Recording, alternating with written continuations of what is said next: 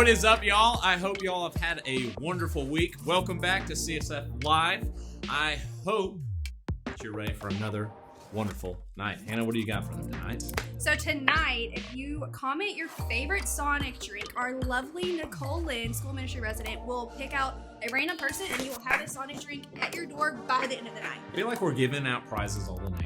I feel like we're just they deserve it, though. Well, like I get it, but we're trying to breed competition, so I hope we're gonna pick the best one, the best entry. I'm not just gonna pick a simple one. You know what I'm saying? Like, my favorite drink is a Dr. Pepper. Nah, dog. Grape slush with nerds. Come on.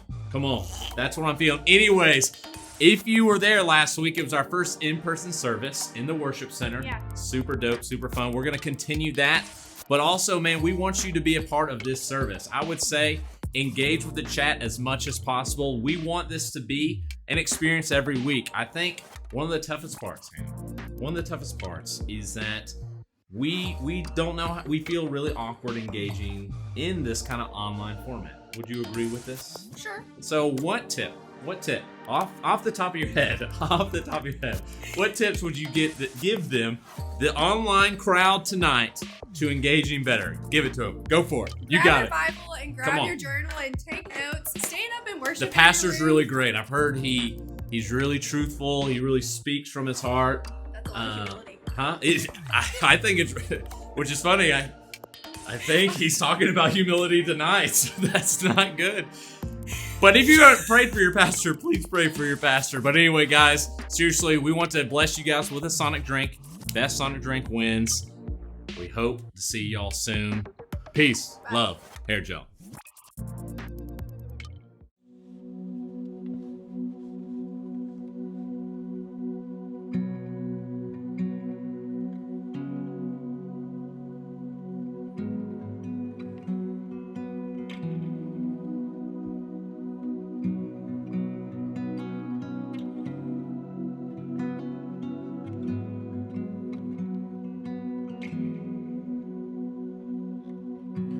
I've carried a burden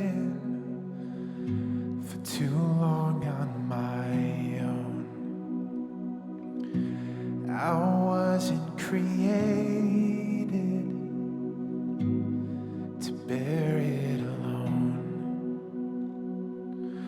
I hear your invitation to let it all go. I see it now, I'm laying it down, and I know that I need you.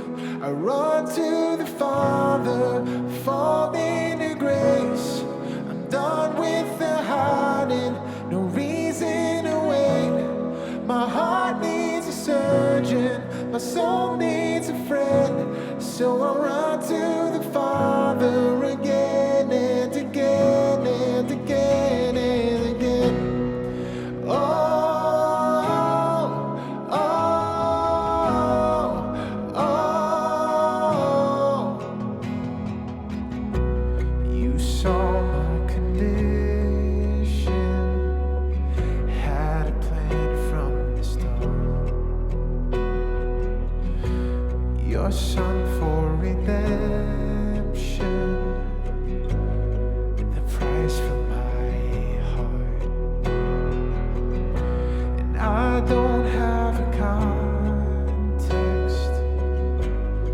for that kind of love. I don't understand, I can't comprehend. All I know is I need you. Run to the Father, fall into grace. I'm done with the hiding, no reason to wait.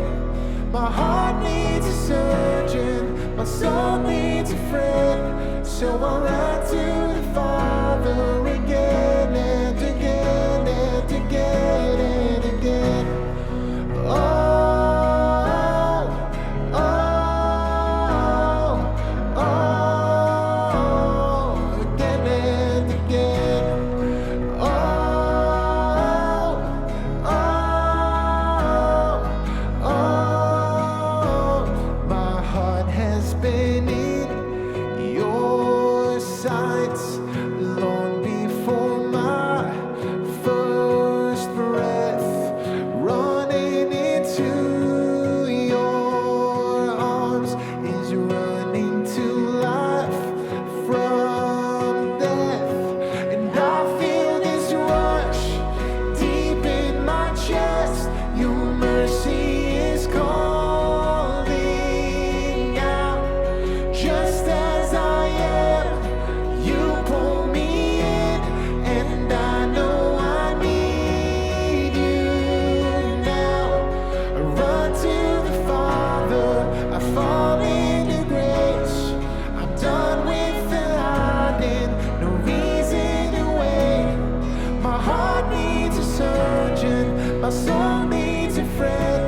So I run to the Father again and again. I run to the Father, I fall into grace. I'm done with the hiding, no reason to wait. My heart found a surgeon, my soul found a friend. So I run to the Father again and again and again and again. Oh, again and again and again and again.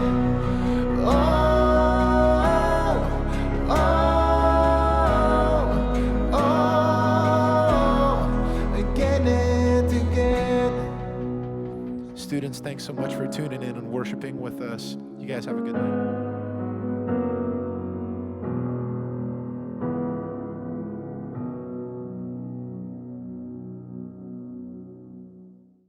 Hey y'all, welcome to week 2 of The Plot Twist. If you joined last week, we started this series basically kind of going through Joseph's story, because Joseph was a character that indeed went through a lot of ups and downs in his life and in his calling that God has brought him. And I really do think it ultimately will show us what we're supposed to do kind of going through those ups and downs. So last week we kind of kicked it off. He comes to his brothers and his fathers and tells them his dream, which was to tell them that they're going to bow down to him. And if we're being real here tonight, if anyone came and told you, especially your siblings or anyone in your family, you're going to scoff at it, you're going to get mad, you're going to get angry. And what we kind of learned last week is, right, we've got to protect the soil of our heart, because when that envy and bitterness and rage and anger plants inside of us, it leads to these actions that we're going to see that Joseph's brothers did to him in this story today.